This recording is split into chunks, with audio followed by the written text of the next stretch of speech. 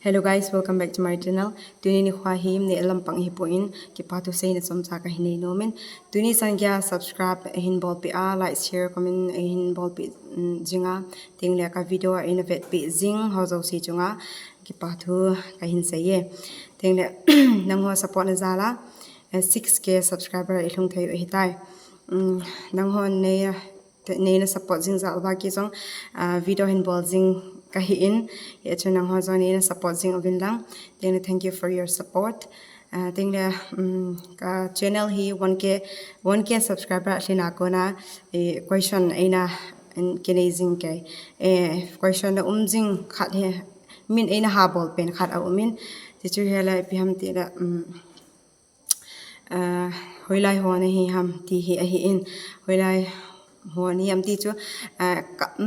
1k subscriber ka hin ya kon chun tu chan ge na mi hin comment in hin dong dong jing ji ovin ya chu tu ni khwai hi ka comment ka hin sei got hi in ke ka comment chu hi ale jerba ma leisang privilege a hi e ken ma jong tu ni khwa hi pathin wa choila khat ka hin sanomen ka hin sa ding chu hi le thingnu hau ki bin sa ngai lut pa ti la pathin wa choin ding in hin sa eng ka ti abla bana chai chani ngai be di bin ka hin ti mo ve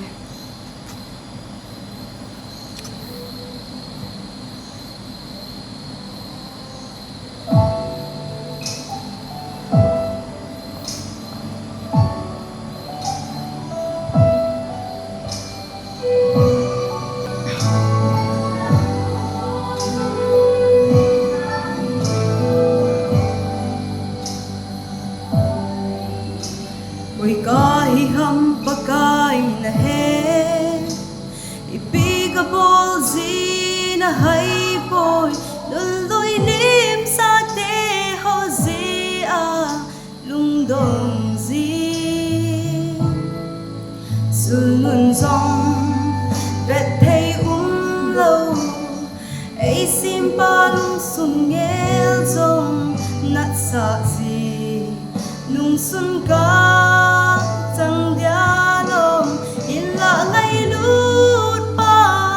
ai ngay lu pa chọn si ki ai bám bay bu ai ngay lu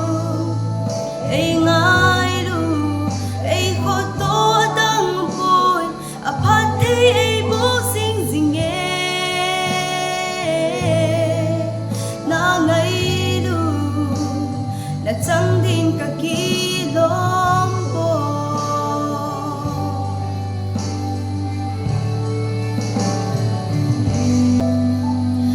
đây khen cả bol gì ho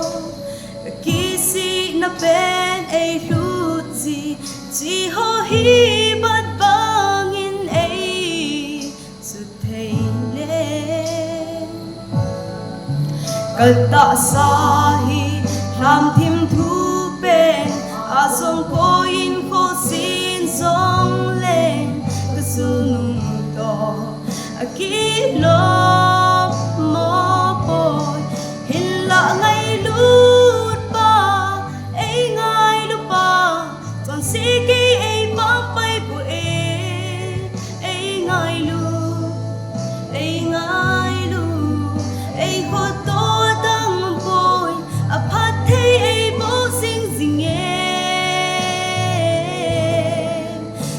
ngày